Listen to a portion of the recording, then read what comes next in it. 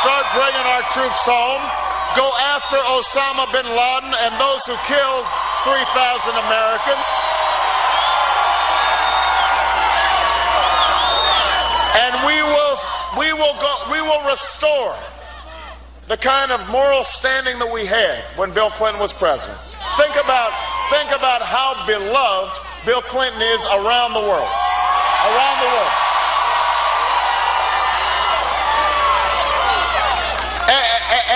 And it's because he gave the world a sense that he was listening to them and that he cared about them. That's what we need in a president. That helps make us safer. It helps make us safer. Now, I won't stand here and pretend that any of this is going to be easy, especially not now. We've dug a deep hole. And, you know, George Bush wants to hand the shovel over to John McCain.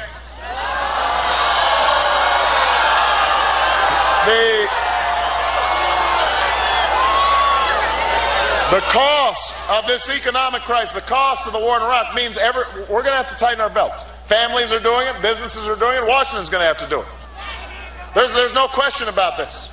I'm going to have to go through the federal budget line by line, and we're going to have to make some tough choices. And we're going to have to eliminate programs we don't need, even if we'd like to have them. If we don't need them, we're going to have to eliminate them so we can pay for the things that we do need. But as I've said from the beginning of this journey, the change we need isn't just about new programs, it's just not about new policies, it's about a new politics, a new attitude, a politics that calls on our better angels instead of encouraging our worst instincts, that reminds us of our obligations to ourselves but also to each other. That's what we've lost in the last 8 years. It can't just be measured by lost wages or bigger trade deficit alone. What's also been lost is the idea that each of us has a role to play. Each of us has responsibilities to work hard and look after ourselves and our families, but we also have a responsibility to each other. That's what's been lost, our sense of common purpose, of higher purpose. That's what we need to restore right now. So, yes, the government's going to lead on energy, but everybody here has responsibilities to become more energy efficient. I'm going to invest more money in our schools, but every parent has the responsibility to turn off the TV set and make sure your child is doing their homework. And you know what? All of us have a responsibility to debate our positions passionately, but to also summon the strength and grace to bridge our divisions. All of us, white, black, Hispanic, Asian, Native American, young, old, rich, poor, Democrat, Republican, gay, straight, disabled, not disabled, we can't afford to be divided anymore. Despite what our opponents say, there's no fake America and real America. There aren't some parts of America that are more patriotic than other parts of America. Those troops that are in Iraq and Afghanistan, some are Democrats, some are Republicans, some are independents, but they are bleeding together. They are fighting together under the same proud flag. And we will serve them and honor them with our politics, a politics that doesn't try to divide us from each other. Now, let me just close by saying this, Florida. We can do this. I've seen it happening in this campaign. We can see it in this crowd today. Look how far back it goes. Look how far back this crowd goes.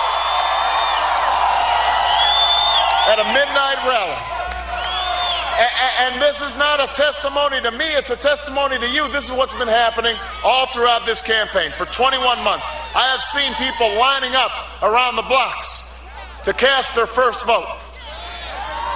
I've seen families that take in other families after a flood. I've seen young soldiers, after their limbs have severed in war, they want to re-enlist because they love this country so much.